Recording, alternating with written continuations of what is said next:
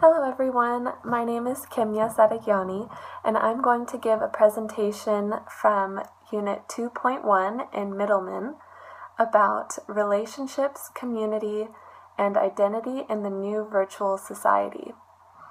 These next slides that I'll be presenting, you'll notice the titles at the top of each slide, and that represents the different sections from the article that I got that information from. And the article is by Arnold Brown on pages 27 through 30. So here we go. The main idea that I got from this article is that the internet has radically reshaped our social lives, luring us into a virtual meta world where traditional interactions such as living, loving, belonging, and separating, as well as finding customers and keeping them, require new protocol. In the section titled Relationships Take on a Digital Dimension, Arnold Brown talks about the future of falling in love and the different advancements that have been happening in online dating. And so many sites have grown in part of the information technologies and digital entertainment advancements that have been happening throughout the years. Face-to-face dating will happen more and more in virtual space. With already more than 500 million mobile broadband users globally, an increasing number of people, especially young people, are seeking social connections in the virtual world. Also, technology not only brings people together, but the expert Douglas Rushoff also pointed out that in his writing, that cyberspace creates a spatial separation with people where it becomes easy for people to brush each other off and maybe break up with someone via text message or email, or just face uncomfortable social situations in the virtual world rather than in face-to-face interactions. And this phenomenon he cites as the techno brush-off, breaking up via email or text. Also, Arnold Brown talks about the new youth cyberculture. This culture is mostly, he's talking about the younger generation, such as many of us, who have instant awareness of what's new and desirable. He points out that most of us are connected constantly with what's going on. And this is going to force businesses to redefine their own offerings. And he also pointed out that our youth cyberculture is adapting to technology and also making technology adapt to our needs and our desires. And we're creating our own individual networks.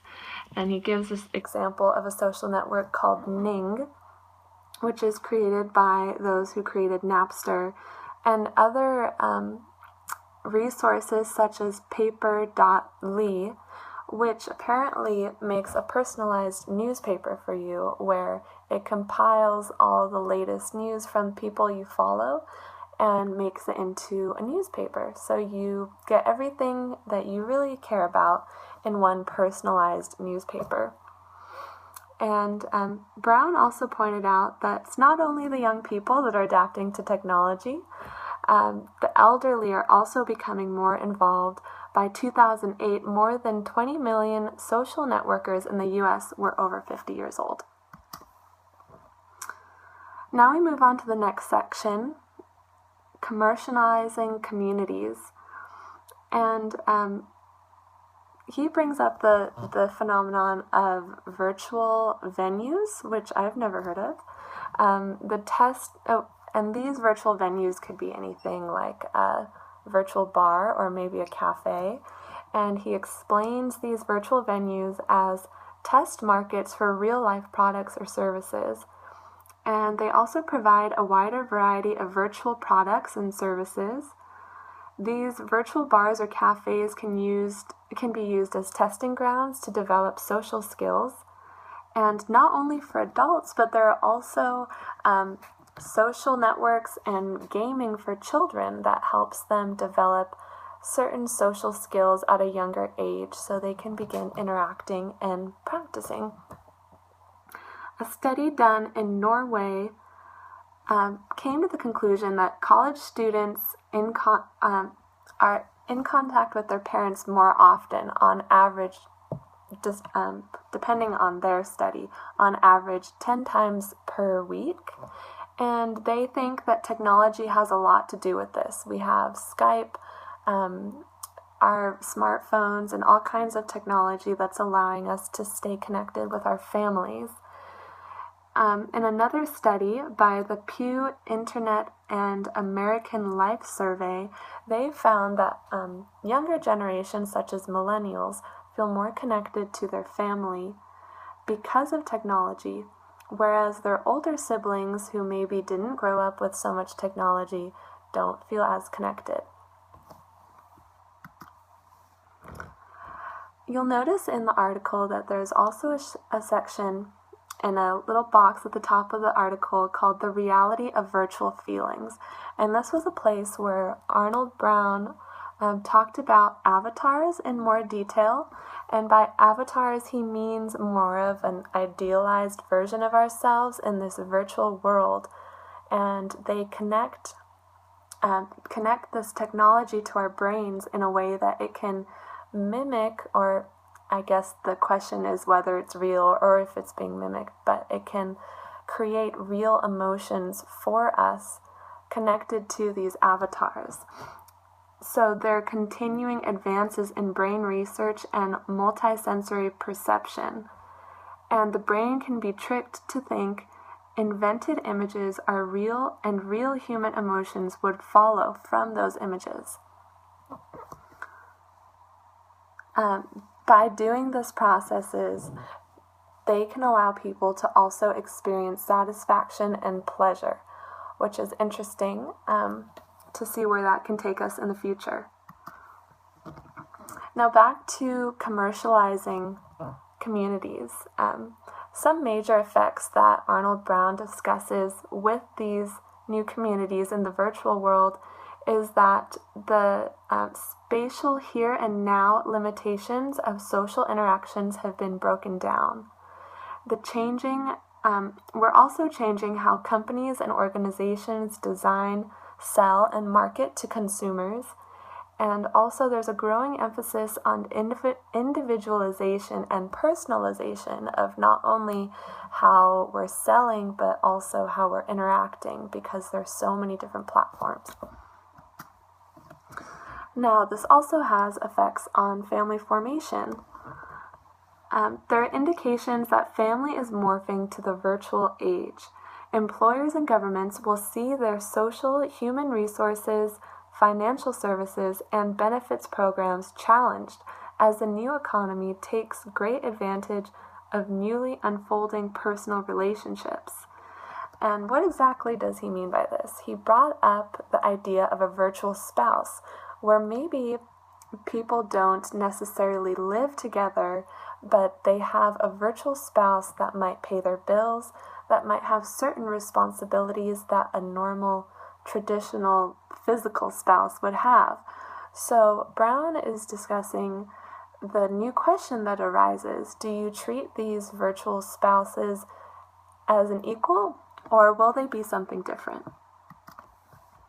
Effects on social capital.